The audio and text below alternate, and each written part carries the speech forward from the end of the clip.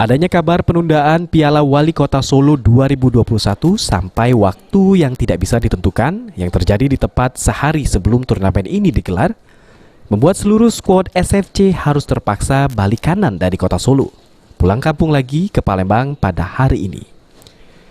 Menanggapi hal tersebut, Presiden Sriwijaya FC Henry Zainuddin mengaku sangat kecewa akibat dari penundaan Piala Wali Kota Solo 2021 tersebut.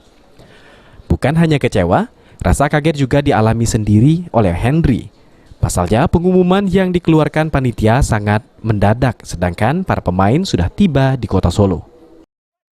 Kemarin kita dapat kabar mengejutkan, H-1 kita sudah siap untuk Piala Wali Kota, tahu-tahu dibatalkan.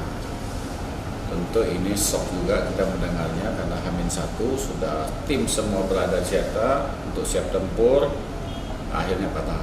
Nah, kemarin kita sudah konsolidasi, kita langsung ambil sikap, tim kita bawa pulang.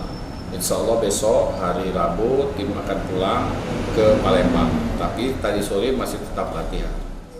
Henry Zainuddin juga mengaku dampak dari penundaan tersebut mengakibatkan pihaknya mengalami kerugian yang luar biasa, baik secara materi maupun moral.